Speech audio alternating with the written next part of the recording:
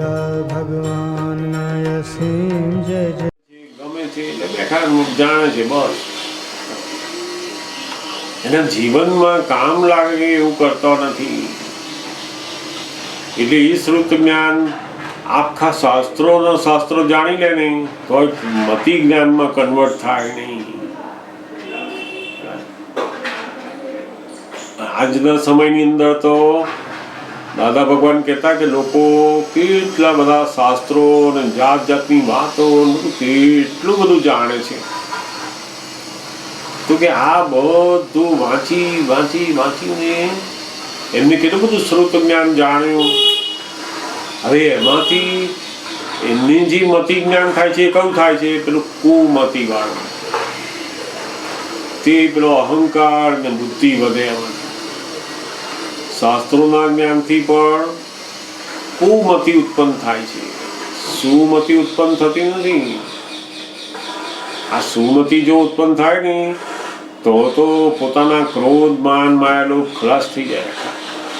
કોઈ પણ જગ્યાએ એની અથડામણ થાય નહીં, મતભેદ પડે નહીં. કારણ કે એની સુમતિ, પેલી સુમતિ શું કરે છે?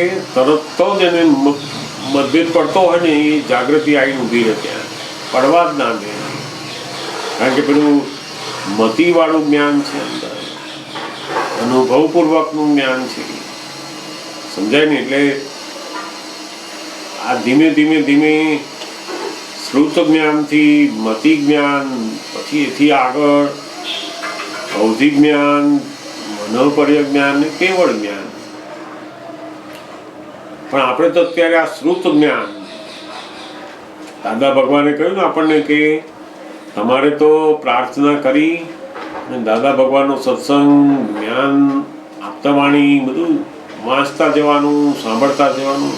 એમ કરતા પેલું મતિ જ્ઞાન વધતું જ જશે. એટલે બહુ આ જ્યાં સુધી શ્રુત જ્ઞાન હૃદયપૂર્વક, પ્રેમપૂર્વક જ્યારે સાંભળે નહીં ત્યાં સુધી મતિ જ્ઞાનમાં કન્વર્ટ થાય નહીં. કેટલાક માણસોને તો નથી, બધા બહુ માણસો ભેગા થતા હોય ને કે આપણે ત્યાં જવું પડે, તે બધામાં સારા દેખાવા માટે જતા હોય કે અમે લોકો જઈએ છીએ, અમે લોકો આમ કરીએ છીએ.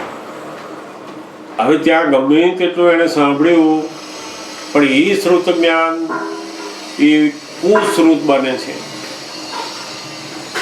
એને મતિ જ્ઞાન સુશ્રુતમાં જતું નથી, કારણ કે એનો આશય બદલાઈ ગયો છે. એટલે બહુ સુંદર આ ધીમે આપણે જેમ શ્રુત જ્ઞાન સાંભળતા જઈશું એમ કરતા મતિ જ્ઞાન ઉત્પન્ન થાય છે. આપણને બહુ સુંદર એમના પ્રશ્નો છે. અને બંને પ્રશ્નોનું આપણે સામાન્યપણે બધી વાતો લીધી છે. જેમ મહાવીર ભગવાનનું પુસ્તક હોય અને એ આપણે વાંચતા હોઈએ,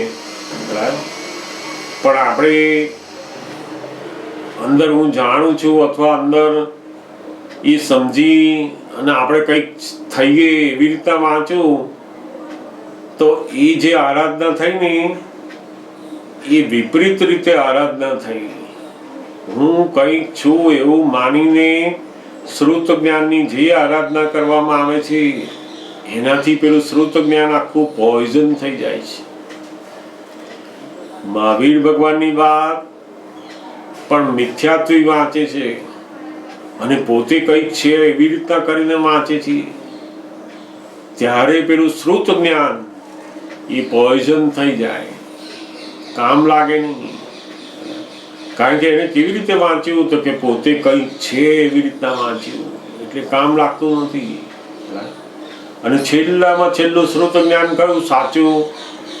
તો કે જે તીર્થંકર ભગવાન પાસે, જીન પાસે, આત્મજ્ઞાની પાસે જ્યારે સાંભળવામાં આવે આવું રૂબરૂ આમ, ત્યારે એ બહુ જ ઊંચામાં ઊંચું એને શ્રુત જ્ઞાન કહેવામાં આવે છે. પેલું વાંચીએ ને ત્યારે તો આપણે આપણી સમજણ એને વાંચીને લઈ લઈએ. એટલે એ શ્રુત જ્ઞાન એ કેવું હોય તો કે પોતે પોતાની સમજણે કરીને અંદર ગ્રહણ કરે, એટલે એ પોઈઝન થઈ જાય. સૌથી ઊંચામાં ઊંચું જેને પરમ શ્રુત કહેવામાં આવે છે એ કયું તો કે જ્ઞાનીની, તીર્થંકરોની વાણીને જ્યારે આપણે સાંભળતા હોય ત્યારે એને પરમ શ્રુત જ્ઞાન કહેવાય છે. છેલ્લામાં છેલ્લું શ્રુત કે જે સાંભળવાથી આપણું કેવળ જ્ઞાનની અંદર વધારો કરી આપે એવું શ્રુત એ તો. એટલે બહુ સુંદર આ ધીમે ધીમે આ દાદા ભગવાનનું વિજ્ઞાન આપણને જુદા જુદા દ્રષ્ટિકોણથી બધી વસ્તુને સમજાતા આગળ જતા જઈશું. આપણે ભગવાનના મંદિરમાં જઈએ ને તો તીર્થંકર ભગવાનનું નામ હોય એમ સુમતીનાથ ભગવાન, પણ હવે આપણને તો ખબર જ નહોતી કે આ સુમતીનાથ ભગવાન એટલે કેમ આવું નામ પાડ્યું. હવે આપણને ખબર પડી કે ઓહો સુમતી, જેની મતિ કેવી છે તો કે સમ્યક થયેલી છે, સૌડું જ જુએ એવી મતિ, અને એવી મતિ વાળાનું નામ સુમતી. તે ઘણા બધા સાધુ આચાર્યો મહાસતીઓ એ પણ ના રાખે નામ સુમતી આચાર્ય, પણ મતિ તો અંદર કેવી હોય પેલી મિથ્યાત્વી, હું જ કરું છું, હું જ આચાર્ય છું, મિથ્યાત્વી દ્રષ્ટિ છે. એટલે હોય અંદર કુમતી પણ નામ રાખ્યું હોય સુમતી. તે નામ રાખવાથી કશું થાય નહીં, પેલું કેવળ જ્ઞાન નહીં આવે. કેવળ જ્ઞાન તો ક્યારે આવશે તો સુમતી અંદરની વધતા વધતા વધતા તમારે 100% થઈ તો પેલું કેવળ જ્ઞાન આવી ઊભું રહે છે. સમજો ને? એટલે બહુ સરસ. આપણને તો હવે જેમ જેમ આપણે આ સત્સંગની અંદર, આજ્ઞા ધર્મની અંદર અને એ વાતને સમજતા આપણે આપણા જીવનમાં લેતા જઈએ છીએ એમ આપણી મતિ જ્ઞાન વધતું જાય છે. મતિ જ્ઞાન દરેક સંજોગોમાં બિલકુલ કશાયો ઉત્પન્ન થાય નહીં એવો અનુભવપૂર્વકનું જ્ઞાન અંદર મતિ જ્ઞાન. સરસ વાત છે. આ દુનિયામાં ખરેખર અજ્ઞાન તો હોતું જ નથી. એ તો અજ્ઞાન શબ્દ એ પેલું આત્મા સિવાયના જ્ઞાન માટેનું છે ને, એટલે ત્યાં અજ્ઞાન કહેવાય છે. આ દુનિયામાં બધું જ્ઞાન જ છે, જ્ઞાન વગર કશું હોતું નથી. વકીલનું, ડોક્ટરનું, આ બધા દુનિયામાં જ્ઞાન જ છે. કોઈ આપણને કંઈક આ રસ્તે નહીં જવાનું, આમ જાઓ, આ સારો રસ્તો. પેલા કે મારે વડોદરા જવું હોય તો કયો રસ્તો સારો, કેટલા કિલોમીટર ઓછા થાય, તો એ જે કંઈ બતાવે છે એ બધું શું છે? જ્ઞાન છે. આખો દિવસ દરેક ક્રિયા એ પેલા જ્ઞાનના આધારે જ થાય છે. આપણે આખો દિવસ બધી ક્રિયા કરીએ છીએ એના આધારે તો કે જેની પાસે જેવું જ્ઞાન છે એ પ્રમાણેની ક્રિયા ચાલે. નથી પેલા લોકો સવારમાં ઉઠીએ ને તરત આપણે તો 2 ગ્લાસ પાણી પીવાનું, શેના આધારે એ ક્રિયા થાય છે તો કે એણે પેલું શ્રુત જ્ઞાન જાણ્યું છે કે સવારમાં જો આવું પાણી પીએ ને તો તંદુરસ્ત રહેવાય. પેલા કે 4 પલાળેલી બદામ ખાવાની, તે ખાય.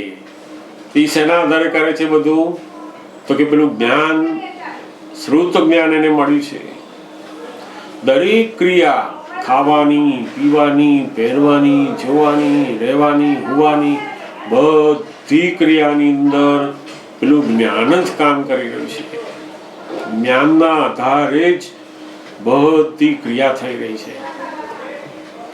પણ જ્ઞાની આ બધા જ્ઞાનને અજ્ઞાન કેમ કે છે તો કે આની અંદરથી આત્માનું કશું સર્વાઈવ નીકળશે નહીં. આ બધા જ્ઞાનમાંથી આ તમારે શરીર માટે, વાણી માટે, મન માટે, એના માટે છે. આત્મા માટે કશું નથી. જે આત્માના સુખ માટે, આત્માની અનુભૂતિ માટેનું જ્ઞાન હોય એની જ્ઞાની જ્ઞાન કહે છે, અને બાકીના જ્ઞાનને અજ્ઞાન કહે છે. તો અજ્ઞાન એ ખરેખર જ્ઞાન જ છે, પણ એને કેમ લગાડ્યો આગળ? તો કે એની અંદર આત્માની અનુભૂતિનું કોઈ વસ્તુ એમાં છે નહીં, માટે એને અજ્ઞાન કહે છે. નકામું છે જ નહીં, અંધકાર છે જ નહીં. એ જ્ઞાન પણ એનો અનુભવ થતા થતા થતા એ જેટલું અજ્ઞાન છે એ પણ ખરેખર જ્ઞાન એનો અનુભવ કરતા કરતા કરતા એ છેલ્લા આત્માના જ્ઞાન ઉપર આવે છે. એટલે આ જગતમાં અંધારાનું કોઈ દિવસ અસ્તિત્વ હોતું જ નથી. જે જગ્યાએ પ્રકાશ નથી એને અંધારું કહેવાય. અંધારું છે નહીં. લોકો શું કરે? અંધારાને કાઢવા જાય છે કે અંધારું ઓછું કરો, અંધારું ઓછું કરો, અંધારું ઓછું કરો, અજ્ઞાન કાઢો, અજ્ઞાન કાઢો. જ્યારે દાદા ભગવાન શું કહે છે? અજ્ઞાન કાઢવાનું જ નથી, છે જ નહીં અજ્ઞાન. જ્ઞાન પ્રકાશ કરો તો અંધારું એની મેળે જ જતું રહેશે. ખરેખર તો પેલો પ્રકાશ નથી, માટે અંધારું છે. એટલે દાદા ભગવાન શું કે તમે જેવું અંદર તમે કોણ છો એ જાણ્યું, એનો પ્રકાશ થયો એટલે પેલું અંધારું એની મેળે જ જતું રહેશે. વાસ્તવમાં આ જે અજ્ઞાન કહેવામાં આવે છે એ ખરેખર પેલા આત્માને અનુલક્ષીને અહીંયા અજ્ઞાન કહેવામાં આવે છે. બાકી અજ્ઞાન તો છે જ નહીં આમાં. સમજાયું ને? બહુ સરસ વાત છે આમાં. ઊંધો દાદા ઘણી વાર અમને લોકોને કહેતા ને, તમે ઊંધો સવાલ પૂછો ને તોય વાંધો નહીં, તમે ગમે તેવું નકામું વાત પૂછો ને તોય વાંધો નહીં, કારણ કે તમે છો જ નકામું પૂછો, પણ અમારામાંથી કામનું હોય એની અંદરથી બહાર આવે. પેલું વલણું થઈ ધીમે ધીમે ધીમે ધીમે કામનું નીકળે અંદરથી, માખણ બહાર આવે. એટલે બધી આપત સૂત્ર છે, લક્ષ્મી સહજ ભાવે ભેગી થતી હોય તો થવા દેવી, પણ તેના પર ટેકો ના દેવો. બરાબર. ટેકો દઈને હાશ કરો, પણ ક્યારેક એ ટેકો ખસી જાય એ કહેવાય નહીં. માટે પહેલેથી ચેતીને ચાલો કે જેથી અશાતા વેદનીયમાં હાલી ના જવાય. બરાબર છે. એમાં એક વાત આવે છે કે આ બંગલા બંધાય છે એ બધું પાપાનું બંધી પુણ્ય ઉઘાડું દેખાય છે. આમાં અહીં કોક હશે 1001 માણસ કે જેની પુણ્યનું બંધી પુણ્ય હોય. બરાબર છે. બાકી બધી આ પાપાનું બંધી પુણ્ય છે. એ જરા સમજીએ તો બરાબર. એટલે બહુ આ કાળમાં જે બધી ભૌતિક બધી જાહો જલાલી જોવામાં આવે છે ને, જે મોટા મોટા બંગલાઓ, 20-25 લાખની ગાડીઓ, આટલા બધા સુખ સગવડો, બંગલાની અંદર આટલી બધી સાહેબીઓ, બધી જાત જાતની, તે આટલી બધી સાહેબી એ શેના અધીન છે? તો કે પાપાનું બંધી પુણ્ય. પાપાનું બંધી પુણ્ય. આ પુણ્ય છે ખરું, પૂર્વભાવમાં પોતે જે પુણ્ય કરેલું એના અધીન આજે એને આ બધી ભૌતિક સુખ સગવડો પ્રાપ્ત થઈ છે. પણ એ બધી સુખ સગવડો કેવી છે? તો કે નર્યા પાપ બંધાવે એવી પાછી. નવું પાપ બંધાવડાવે છે. નથી ઘણા માણસ તમે જુઓ ને, ગવર્મેન્ટમાં મોટા મોટા ઓફિસરો હોય તો એમનો પગાર જોઈએ તો કે 75,000-80,000 પગાર. હવે આપણે એમની કોઈ બહાર પ્રાઇવેટ નોકરી અપાઈએ, કોઈ એમને મૂકીએ અને પેલાને પૂછીએ પ્રાઇવેટ વાળાને કે અમને કેટલો પગાર આપું તું, તો પેલો કે 10,000થી વધારે ના અપાય અમને. એની બધી જેટલી આવડત બતાવે ને ત્યાં, તો પેલા પ્રાઇવેટ વાળાને પૂછીએ આપણે તો કે અમને 10,000થી વધારે તો ના અપાય, એવું શું કામ છે કે? તો અત્યારે એને કેટલા મળે છે? 80,000 રૂપિયા. તો એ શેના આધારે મળે છે? આવડતના આધારે નહીં, પેલી પુણ્યના આધારે. આ પુણ્યના આધારે એને પૈસા મળે છે લક્ષ્મી. પણ એ લક્ષ્મી કેવી છે તો કે પાપાનું બંધી લક્ષ્મી છે, પાપમાં લઈ જશે તને. આ કાળમાં સૌથી વધારે જે બધી ભૌતિક સુખ સગવડો, જાઓ જલાલી, આ બધું દેખાય છે બહાર, ગાડીઓ, બંગલાઓ, કેટલું બધી જાત જાતની સુખ સાહેબીઓ, એ બધી સુખ સાહેબી શેમાં લઈ જાય છે તો કે એને પાપ બાંધવામાં આગળ વધારે લઈ જાય છે. કોઈની એવી લક્ષ્મી નથી કે જે પુણ્ય બંધાવે. એ દાન કરતો હોય ને બહાર તો પણ પાપ બંધાવે, કારણ કે એને દાન કરે છે શેના માટે તો કે પોતાનું નામ કાઢવા માટે, લોકોમાં સારા દેખાવા માટે, સમાજની અંદર તો અમારે નથી કરવું પણ કરવું પડે ભાઈ, આપણે આ સમાજમાં રહીએ છીએ. એટલે પોતે બહાર જે ધાર્મિક ક્રિયાઓ કે પુણ્યના કામ કરે છે ને, પણ એનો આશય તો પેલો ઊંધો છે, એટલે બધા પાપ જ બાંધી રહ્યા છે. મોટા ભાગની લક્ષ્મી પાપાનું બંધી પુણ્યવાળી દેખાય. બહુ મોટું ઓહો આ લોકો કેટલા પુણ્યશાળી, કેટલું મોટું ઘર, ગાડીઓ, કેટલી બધી સગવડો છે એમને તો, ઘરે બિલકુલ કેટલા બધા કામ કરનારા, આમ બધી સુખ સગવડો છે. પણ એ બધી સુખ સગવડોના લીધે આપણે પૂછીએ કે દીકરી ક્યાં ગઈ તમારી, તો કે દીકરી તો પાર્ટીમાં ગઈ છે, ત્યારે એના ફ્રેન્ડ સર્કલની અંદર છે. દીકરો ગઈ છે તો કે એ તો બહાર વિદેશ ગયો છે ફરવા માટે. વાઈફ કઈ છે તો કે વાઈફે એના ફ્રેન્ડો સાથે ગઈ છે બહાર.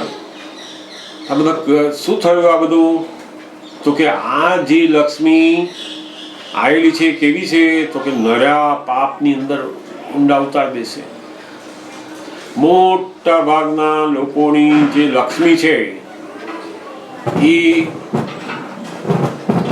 ઘર બાંધવા એટલે પથરાઓની અંદર, ગાડીઓની અંદર, એટલે મટીરિયલની અંદર બધી જાત જાતની જગ્યાએ વપરાઈ જાય.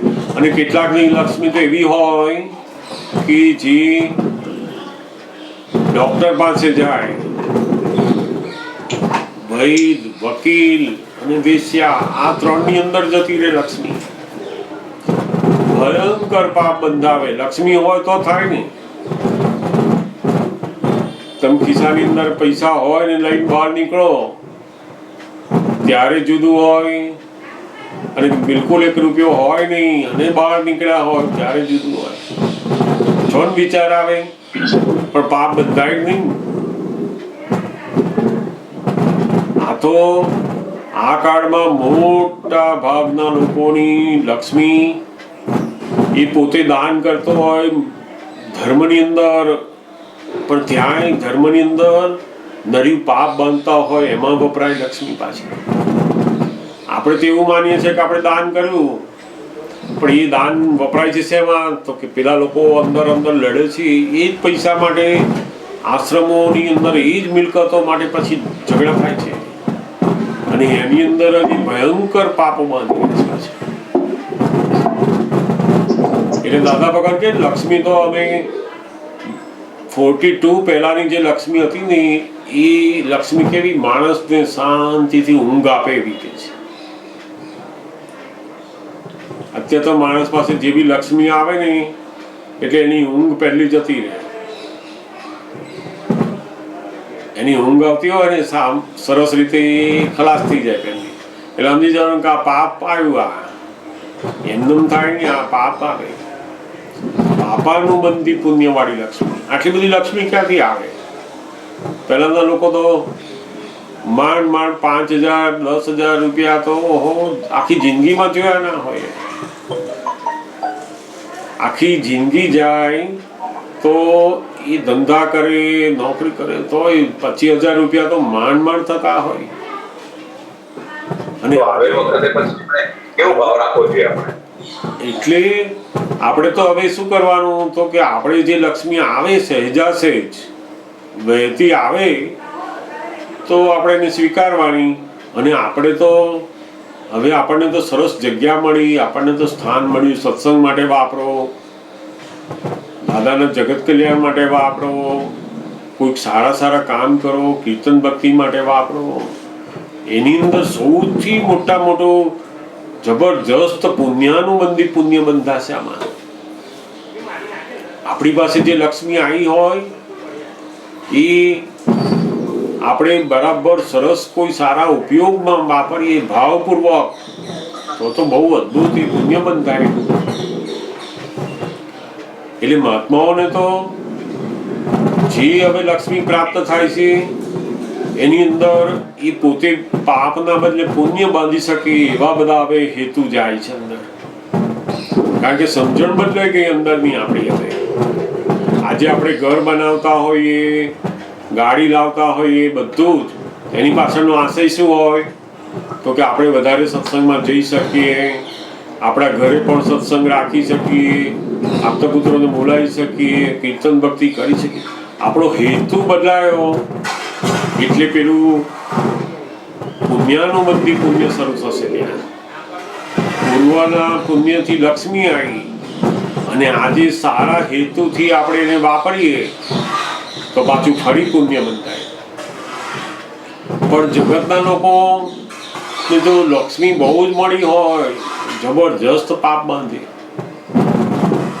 આ બધા કાયદાઓની અંદર બધી આંટી ગુંટીઓ કરી નીકળી જાય, બધા ભયંકર પાપ બાંધે. પૈસા છે ને એની પાસે, મની પાવર, એ બધા જાત જાતના ભયંકર પાપ બાંધે. જેની આ કાળમાં અને પાછું આ લક્ષ્મી જેમ આવે ને એની જોડે જોડે બીજું આવે શું તો કે આ બધા પાપના ફળે જ્યારે ઉદયમાં આવવા મળે પછી હોસ્પિટલ જેની પાસે લાખો કરોડો રૂપિયા છે ને એને પેલા હોસ્પિટલમાં આઈસીયુમાં જવાનું થાય. સામાન્ય માણસોને તમે જોશો તેને ભાગ્યે જ આઈસીયુમાં જવાનું થાય. કેમ તો કે કુદરતની બહુ મોટી ગોઠવણી છે આ. જેની પાસે એવી લક્ષ્મી એવા કર્મો છે જ નહીં એની પાસે, એને જવાનું જ ના થાય ત્યાં. એને બિચારાને તાવ આવ્યો હોય ને તો એકદમ જ 2 દાડા મટી જાય. એનું કારણ શું તો કે એનું જે કર્મ છે અને આ પૈસા એની પાસે આયા જ નથી. આ પાપાનું બંધી પુણ્યવાળી લક્ષ્મી આવી જ નથી એની પાસે. નહીં તો આ લક્ષ્મી શું કરશે? પાપ બંધાવશે કળિયુગમાં. એટલે દાદા કહેતા ને અમે તો એમને પોતે તો 42 પછી નક્કી કરી દીધેલું કે ધંધાની એક પણ રૂપિયો ઘરમાં લાવવાનો નહીં. દાદા ભગવાને તો નક્કી કરી દીધું કે આ ધંધાનો એક પણ પૈસો આપણે ઘરે લાવવાનો નહીં. ઘરે કેટલા લાવવાના તો કે મારો જે પગાર નક્કી કર્યો ને એવી એટલા જ પૈસા મારે ઘરે લાવવાના. બીજા બધા ધંધાનું એકાઉન્ટ બનાવી એની અંદર જ મૂકી રાખવાનું છે. ધંધો એમાંથી ચલાવો, જે કરવું નફો થાય તો એ ધંધાના એકાઉન્ટ નહીં અને ખોટ જાય તો પેલા ધંધાના એકાઉન્ટ નહીં. આપણે લાવવાનું નહીં ઘરમાં. દાદા ભગવાન એ તો લાવતા જ નહીં, ઘરે જ નહીં લાવતા. ને કેવું મારો જરૂરિયાત નક્કી હતી કે ભાઈ 800 રૂપિયા જોઈએ મારા ઘરના, દર મહિને ભાગીદાર 800 રૂપિયા લઈ લેવાના ત્યાંથી. એટલે બસ એટલા જ લાવવાના. નફો થયો તો ધંધામાં મૂકવાનો. લક્ષ્મી ઘરે લઈ જવાની જ નહીં. કેમ તો કે આ પાપાનું બંધી પુણ્યવાળી લક્ષ્મી. જેવી ઘરમાં લક્ષ્મી આવે ને એટલે તમને ઈચ્છા થાય કે હવે આ સોફા બહુ સારા લાગતા નથી, હવે આ ટાઇલ્સ બધી બરાબર લાગતી નથી. કથી ઊભું થયું એ તો કે પેલી જે લક્ષ્મી આવી ને પાપાનું બંધી પુણ્યવાળી લક્ષ્મી આવે ને એટલે આપણને જમવા ના દે. આપણને શું કરે? ફલાણું બદલો, આ બદલો, આ બદલો, આ બદલો, આમ કરી નાખો.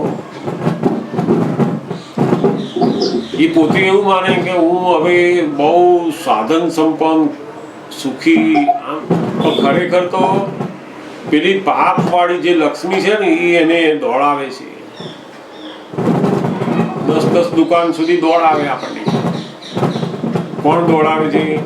કે પેલી પાપાનું બંદી વાળી લક્ષ્મી. એટલે આ બહુ દાદા કે અમે એટલે એને કહીએ છીએ કે આ લક્ષ્મી તમારી પાસે હોય તો અંદર એવી ભાવના રાખવાની, ઓહો કેમ કરીને સરસ જગત કલ્યાણ માટે, કોઈના સારા કામ માટે, કોઈનું દુઃખ ઓછું કરવા માટે વપરાય, એવી જબરજસ્ત અંદર ભાવના મૂકવી જોઈએ કે જે લક્ષ્મી પાપ બંધાવાના બદલે આપણે પુણ્ય તરફ લઈ જાય એવું કરો.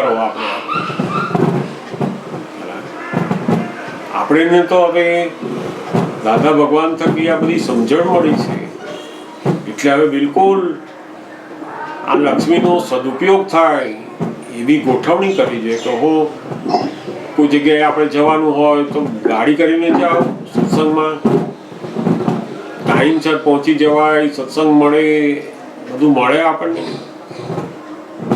એની અંદર વાપરો પૈસા, કારણ કે આપણે આત્મા માટે, જ્ઞાન માટે આ બધું વાપરીએ, જબરજસ્ત સદુપયોગ કર્યો કહેવાય.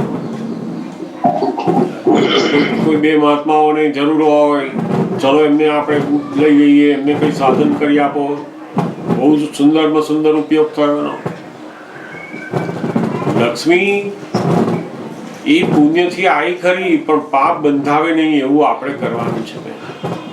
અને એ આપણે સમજણમાં આવે ને તો થાય. પછી કેટલાક તો લક્ષ્મી ઉપર હાથ થઈને બેઠા, ટેકો દઈને દાદા કે આટલા પૈસા ભેગા થઈ ગયા, હવે તો આખી જિંદગી જોવાનું છે નહીં, આપણે તો ફલાણા ઇન્સ્યોરન્સ છે, આમ છે, ફલાણું છે, ફલાણું, બધું તે અંદર હાથ થઈને બેઠા હોય. એવી દાદા કે તો ક્યારે ખસી જાય કહેવાય નહીં.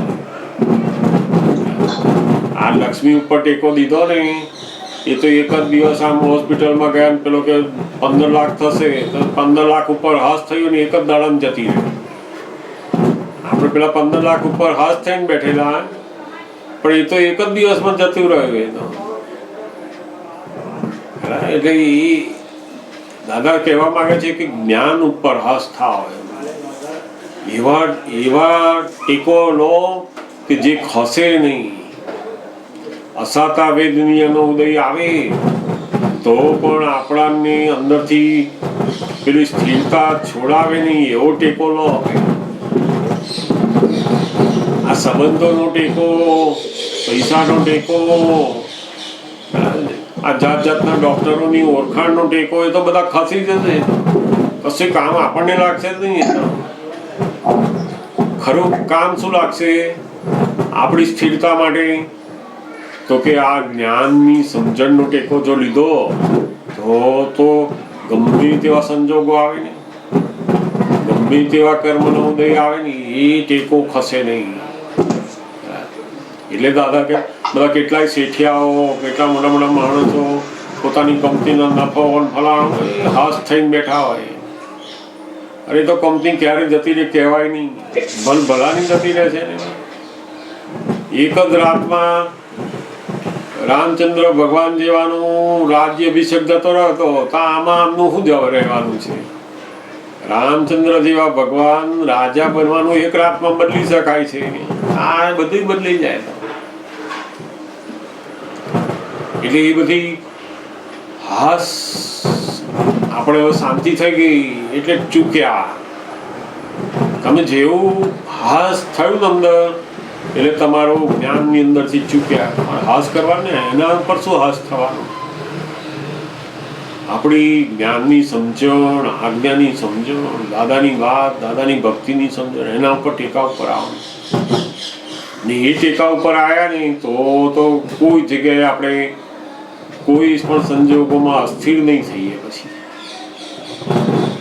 સમજાય ને? આ બહુ લક્ષ્મીનો સદુપયોગ તો બહુ મોટી વસ્તુ છે. દાદા કહે ને કે આ મોટા ભાગના જગતના લોકોની લક્ષ્મી તો નરી ગટરમાં જાય છે, ગટરમાં નાખે છે.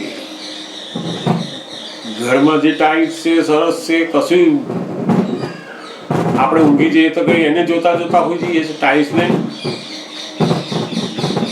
કે કશું જ નહીં, નવી જ હોય, સારી હોય, બધું જ હોય, પણ તો 2 વર્ષ 3 વર્ષ થયા ને રિનોવેશન કરાવવાની છે. પણ 3 વર્ષમાં શું રિનોવેશન કરાવવાનું કહું છે ના, પણ બધા જુએ તો નથી સારી લાગતી. એ કોકને ત્યાં જઈને જોયું હોય ને તે પાછું એનું અંદર ભૂત ભરાય ને પાછું એ પોતાનું બધા લક્ષ્મી કેમાં જાય તો મજૂરીમાં નાખે પછી. એટલે દાદા ભગવાન કહ્યું મોટા ભાગના લોકોની લક્ષ્મી ગટરમાં જઈ રહી છે, ગટરમાં નાખી રહ્યા છે. સારા કામમાં પોતે સુખ ભોગવે તોય સારું, આ તો આમાં જ નાખી રહ્યા છે. અંદર મોત શોખ પાપ બંધાવે એવા બધા વૈભવો સુખો એવી બધી ક્રિયાઓની અંદર જ નાખી રહ્યા છે. છોકરાઓ સરસ સરસ ગાડીઓ બાઇક લાઈન ફરે તો એના ફાધર કહો હો લાય તું તારે આપે, મારા બાપાએ જ નથી અપાય પણ હું તને અપાવું છું એમ કરીને એ અહંકારનો માર્યો અપાવે. છોકરો લઈને જાય ક્યાં પછી પાપ બાંધવા જશે. કે એને ખબર નથી કે કેવી રીતના આવે શું થાય, કશું ખબર નથી, તમે જ્ઞાન આપ્યું જ નથી એને. એટલે મોટા ભાગના લોકોની પાસે જે લક્ષ્મી આવી રહી છે ભયંકર પાપ બંધાવે છે. એટલું બધું પાપ બંધાવે કે લક્ષ્મી માટે જ માણસો કોઈનું ખૂન કરી નાખે, બરાબર, હરગાઈ દે, બધું જાત જાતનું કરી નાખે. પાપાનું બંધી, પાપ બંધાયા વગર રહેશે નહીં આકારની લક્ષ્મી. કોક જ ભાગ્યશાળી હોય કે જેની લક્ષ્મી આયા પછી પાપ બાંધવા ના જાય, નહીં તો એનું પાપ શરૂ થઈ જાય એમાંથી. લક્ષ્મી આવી કે પાપ બંધાવાનું શરૂ એનો. આ બહુ જ મહાત્માઓ તો બહુ ગજબના ભાગ્યશાળી છે એ બાબતમાં કે હવે મોટા ભાગના મહાત્માઓની દરેકની અંદર ઈચ્છા એવી થાય કે હું દાદા માટે આવું કરું, આપતા પુત્રો માટે આવું કરું, સત્સંગ માટે આવું કરું, સિમંદર સ્વામી ભગવાન માટે આવું કરીએ, એવી ભાવનાઓ થયા કરે. અને એમાં તમે પછી 2 વસ્તુ લાવતા હોય, ખાતા હોય, ફરતા હોય, પહેરતા હોય એનો વાંધો નથી. આ તો દુરુપયોગ થાય, જે પાપ બધા બંધાવડાવે, બધા કુસંસ્કારો ઉભા કરે લક્ષ્મી આવે એટલે. કોઈ દિવસ પાર્ટીમાં ગયા ના હોય ને છોકરા છોકરીઓ ભાઈ બધા ત્યાં જતા થઈ જાય પછી પૈસા આવ્યા ને, સમજાય ને. બહુ સરસ વાત છે. આ કાળમાં સૌથી વધારે પાપ ત્યારે જ બંધાય છે કે જ્યારે લક્ષ્મી આવે છે. માણસ લાખ વિચારે પણ પાપ બાંધી શકે નહીં. પૈસા જ ના હોય તો શું કરવાનું છે? મોટામાં મોટું માધ્યમ છે એ તો. એટલે આપણે તો લક્ષ્મી દેવીને પ્રાર્થના કરવાની કે હે લક્ષ્મી દેવી પ્રમાણસર આયા કરો. દાદાએ આપણને બતાવ્યું ને કે આપણે કહેવાનું કે હે લક્ષ્મી માતાજી આપ પધારો, જોડે જોડે નારાયણને પણ જોડે લેતા આવો. આપણે પહેલા તો લક્ષ્મીજીની પૂજા કરેલી, હવે કહેવાનું લક્ષ્મીજી તમે આવો, સાથે નારાયણ જોડે લઈને આવવાનું કે તમારે નિરંતર અમે નારાયણનું ધ્યાન જોડે જોડે કરીએ એવા લક્ષ્મીજી આવો કહીએ. આ તો લક્ષ્મીજીને જ માંગ કરે તો નારાયણને કોણ બોલાવે? લક્ષ્મીજી કે નારાયણ ઘેર રહે ને હું એકલી આવીશ તો તને તકલીફ થશે.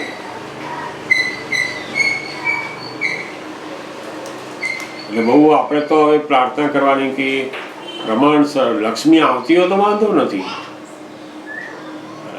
પણ આપણે એનો ઉપયોગ કેવી રીતે કરવો એ બધું ધ્યાન રાખવું જોઈએ. અને વ્યવહારમાં બધા બાળકોને બધું જ્ઞાન કરાવવું જોઈએ કે લક્ષ્મીજી કેવી રીતે આવે, શું કરવું, શું ના કરવું, કેવું વાપરવું, ના વાપરવું. નહીં તો બહુ વધારે પડતી લક્ષ્મી એ બાળકોને જ્ઞાન જ ના થવા દે ને, એને બધું મજબૂત થવા જ ના દે એનું મનને. બાળપણથી એને બધી સગવડો જ જોઈ છે, તેનું મન ક્યારે મજબૂત થાય પછી? એટલે તો આ બધું શીતળા સાતમ રાખે છે. આ ઠંડુ ખાવાનું શું છે? એ કઈ ભગવાનને કે કોઈને લેવા દેવા નથી. આ મનને મજબૂત કરવા માટેનું એક ગોઠવણી. આ લોકો ઠંડુ ખાય, દુનિયામાં સમજણ પડે કે ઠંડુ શું, ખાવાનું શું, બધું સમજણ પડે. હવે આ કાળમાં તો જેને બહુ સગવડો હોય એને તો ખબર જ ના પડે કે ઠંડુ ખાવાનું શું. બાકી સામાન્યપણે તો બધાએ જોયું હોય કે ઓહો આવું ઠંડુ હોય, એમાં પણ આપણે જીવવું પડે, રહેવું પડે, અનુકૂળ થવું પડે. એટલે મનને મજબૂત કરવા માટેનું આ બધા તહેવારો, બધી ગોઠવણીઓ મૂકેલી છે. અને આ લક્ષ્મીનું તો બહુ મોટું છે આ કાળમાં. જે લોકો પાસે લક્ષ્મી આવે છે ને તમે જોજો ક્યાં જાય છે, કાં તો ગાડીઓમાં, પથરાઓમાં, બધી વસ્તુઓમાં. લક્ષ્મી કઈ ગઈ? આ 25 જોડી કપડામાં ગઈ, આ ડાઇનિંગ ટેબલમાં ગઈ, તિજોરી બદલવામાં ગઈ. શેમાં ગઈ જુઓ, તમે ધ્યાનથી જુઓ ને બધું તો બધી લક્ષ્મી તો આવો પેસે છે.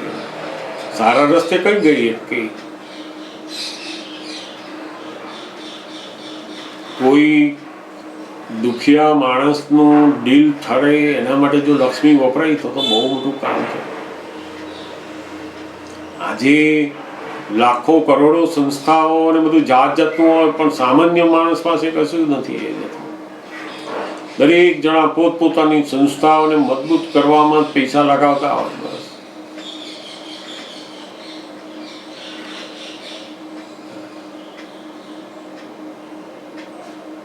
ગાયોને ઘાસ ખવડાવો તો ઘાસના 10 પૂળા નાખ્યા હોય, બીજા 1000 પૂળાનું તો એ ખાઈ ગયો હોય. 10 પૂળા ગાયને નાખ્યા અને આપણે બતાવે ને પેલું 1000 પૂળાનું તો એવો ખાઈ ગયો. જે સંસ્થા મજબૂત બને છે. આ બધી પૈસાઓથી શું થાય? તો કે સંસ્થા મજબૂત બને છે. સંસ્થા એ ખરેખર લોક ઉપયોગી માટે, લોકોના જીવન માટે બિલકુલ એટલી બધી. એટલે દાદા ભગવાન કહેતા ને અમારો સંઘ તો કેવો છે? તો કે જે મહાત્મા કે જે વ્યક્તિ અહીં પૈસા આપી જાય ને એને 100% એ જ્યારે માગે ત્યારે પાછા આપવાની તૈયારી પણ અમારી હોય. કે અમારો સંઘ એવો છે કે એની અગવડ આવી તો સામે ચાલીને આવવા દે, લે ભાઈ તું લઈ જાય અહીંયાથી, આ તારા જ પૈસા છે, તારી જ વસ્તુ છે અહીંયા. એટલે એવી બધી ચોખ્ખાઈ અને સારામાં સારા સદુપયોગપૂર્વક વપરાય ત્યારે પેલી લક્ષ્મી પાપ બંધાવવામાં જાય નહીં. તો મોટા ભાગે બધા પાપ બંધાવે. નરો ક્લેશ, કકડાટ. વાઈફે જાણે કે લક્ષ્મી આવી છે ઘરમાં એટલે એ ઉપડે. ચલો તાર કે આ વખતે આપણે વર્લ્ડ ટૂર કરવા જઈએ કે અલા ભાઈ હજુ અહીંયાની ટૂર પૂરી નથી થઈ, વર્લ્ડ ટૂર કરવાની. તો કે હા હવે તો લક્ષ્મી આવી. હવે લક્ષ્મી આવે એટલે પછી બધું ચાલે. સમજો ને? બહુ સરસ. આ દાદા ભગવાને આપણને બહુ આ કાળની જે એકદમ હકીકત છે એ ખુલ્લી કરી છે અને એમાંથી આપણને તો બહુ મોટા બચાયા છે એમણે. મહાત્માઓ પાસે તો બધી લક્ષ્મી આવે, સત્સંગ માટે વપરાય, દાદા માટે વપરાય, સત્સંગમાં, કીર્તન ભક્તિમાં. તો ધન્ય કહેવાય. આ તો જેણે પોતાની લક્ષ્મી જગત કલ્યાણ માટેના અંદર નાખી એ તો બહુ મોટા બીજ થઈને ત્યાં તીર્થંકર ભગવાન પાસે ચેક પાછા મળવાના આપણને. આ તો બહુ મોટી લક્ષ્મીનું બીજ નાખ્યું અહીંયા. સિમંદર સ્વામી પાસે, ભગવાન પાસે બેઠા છું ત્યારે આ બધા અહીં નાખેલા ચેક પાછા આવશે ત્યાં. એવી સગવડ સરસ આપણે તીર્થંકર ભગવાન પાસેથી ખસવું જ ના પડે એવું બધું મળે પછી. સમજાય ને? એટલે આ તો બહુ અદ્ભુત યોગ છે. જેની પાસે કંઈ પણ પોતાની પાસે લક્ષ્મી છે એને એવા ભાવ કરવા જોઈએ એનાથી કદાચ અપાય ના અપાય થાય ના થાય એનો બહુ વાંધો નહીં, પણ પોતાની ભાવના અંદર જબરજસ્ત મૂકવાની, મારે આવી ભાવના છે, પછી એની મેળે ટાઈમ આવશે એવો, સમજાય ને? નહીં તો પાપ બાંધવામાં એ લક્ષ્મી વપરાશે. વાઈફને ખરીદવું હોય ને આપણે ના આપીએ, કહીએ કે નથી લાવવા જેવું, તો એની જોડે પહેલું પાપનું શરૂ થઈ જાય. એમને લાવવું હોય અને આપણે નથી લાવવું, એ એમાં કસાઈ શરૂ થાય એટલે પછી પાપ બંધાય ત્યાંથી.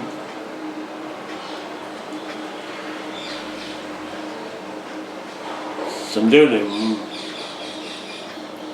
એ સરસ વાત છે બહુ જ. અને પેલું જે હાસ થવું ના જોઈએ. આપણે આપણા જ્ઞાન ઉપર હાસ કરો, આજ્ઞા ઉપર હાસ કરો. લક્ષ્મી હોય તોય ભલે, ના હોય તોય ભલે. મારી પાસે મોક્ષ લક્ષ્મી છે. દાદા ભગવાન શું કહેતા? તમને કઈ લક્ષ્મી મળી છે? મોક્ષ લક્ષ્મી. પોતાની અંદર એવું જબરજસ્ત સુખ મળ્યું છે, એવો આનંદ મળ્યો છે કે બહાર કર્મના ગમે તેવા ઉદય હોય છતાં પણ પોતાનું સુખ જાય નહીં, એવું મોક્ષ લક્ષ્મી. ઉત્તમમાં ઉત્તમ લક્ષ્મી આ મોક્ષ લક્ષ્મી. એ આપણને પ્રાપ્ત થઈ કહેવાય.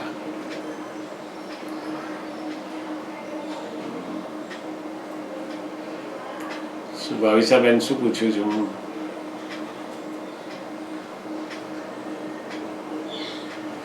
ગુરુવારે સત્સંગમાં પેલું ટાઈમ વિશેની આપણે વાત કરી હતી, એમાં તમે સમય વિશે પણ સમજાવ્યું હતું, પણ હમણાં બહુ વખતે મને આમ એક સમયની આમ જોવાય છે, તો એ સમય ક્યારે આવે એવું આપણે કેવી રીતે આમ, કેમ કે મારું છે ને ફિલ્ડનું જે કામ હતું ને એ 5 વર્ષ પહેલા બહુ ટોપ લેવલનું ચાલતું હતું.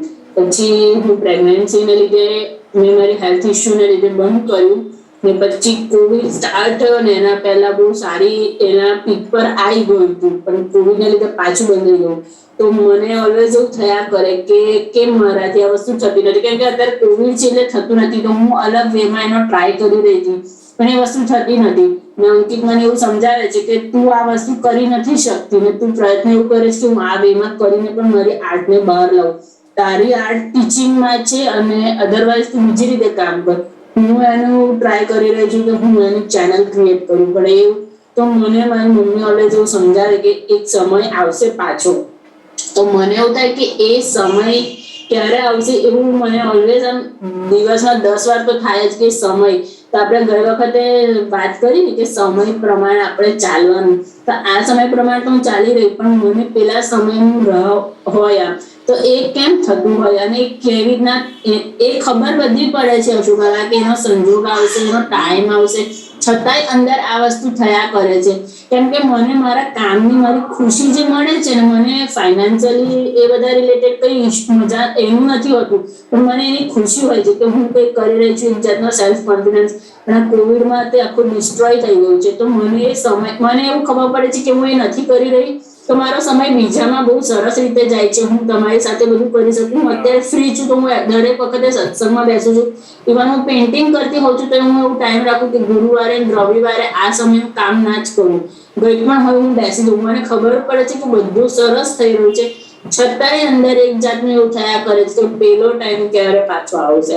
મને ખબર પડે છે કે હું ક્લાસ ચાલુ કરી દઈશ તો ગુરુવારે ક્લાસ હશે તો સત્સંગમાં નહીં અવાય, છતાંય પેલા સમયની કેમ મને ઈચ્છા હોય છે ને રાહ હોય છે સમજ નથી પડતી. ના એટલે આમાં કેવું છે કે આ જે બહાર ભૌતિક આપણું જેની અંદર બહુ રસ ભરીને લાયા છે, અથવા તો આપણી એક પ્રતિષ્ઠા, આપણી એક આનંદ જેની અંદર છે ને, એ વસ્તુ હંમેશા આપણે અંદરથી રાહ જોતું હોય આપણું મન એનું કે હવે પેલા જેવું ક્યારે આવે, પેલા જેવું ક્યારે આવે. તો આપણે અંદર કહેવાનું કે એ બધું આવવાનું વ્યવસ્થિતના આધારે છે. તો પહેલા એવો સમય આવ્યો તો એ પણ વ્યવસ્થિતના આધીન હતો, આજે સમય નથી એ વ્યવસ્થિતના આધીન છે. મારે તો મારું કામ કરે જવાનું છે, અને ખરેખર આમ જોવા જઈએ ને તો દરેક સમયની અંદર શ્રેષ્ઠતા જ હોય છે. આપણે એવું નક્કી કરી દીધું કે 5 વર્ષ પહેલાનો જે સમય હતો એ શ્રેષ્ઠ હતો એવું આપણે નક્કી કર્યું છે. ખરેખર તો એ વખતે એ સમય શ્રેષ્ઠ હતો અને આજનો જે સમય છે એ પણ શ્રેષ્ઠ છે. પણ આપણને એક વસ્તુ નક્કી થઈ ગઈ ને કે પેલો સમય શ્રેષ્ઠ છે, એટલે પછી આ બદલવા માટેની અંદર ઈચ્છા રહ્યા કરે કે આ જલ્દી બદલાતું કેમ નથી, મારું બદલાતું કેમ નથી. કારણ કે આપણે પેલા 5 વર્ષ પહેલાના સમયને શ્રેષ્ઠ ગણ્યો છે. દરેક ક્ષણ દરેક સમય એ આપણે એને જોતા આવડે ને તો શ્રેષ્ઠ જ હોય છે. ઘણીવાર જેમ હું હોઉં તો હું બધા જોડે મારો એવો સમય આવ્યો હોય કે જેની અંદર હું અનેક લોકો સાથે સત્સંગમાં હતો અને એટલો બધો ઉલ્લાસ ને એવું આવતું હતું. હવે એ સમયને હું શ્રેષ્ઠ માની લઉં તો મારો જે ઓછા માણસો મળવાનો કે ઓછું મારું સત્સંગનું કાર્ય થાય ત્યારે મને એ અંદર પેલી થયા કરે કે આ મારો સમય આવો કેમ આવતો નથી, મારો કેમ આવતો નથી, હું આટલું બધું કરું છું, આ કરું છું, ફલાણું કરું છું, હજુ શું બાકી રહે છે. એવી બધી વિકલ્પો અંદર ઊભા થાય. કારણ કે મેં પેલા સમયને બહુ શ્રેષ્ઠ માન્યો. ખરેખર તો અત્યારનો સમય પણ શ્રેષ્ઠ જ છે.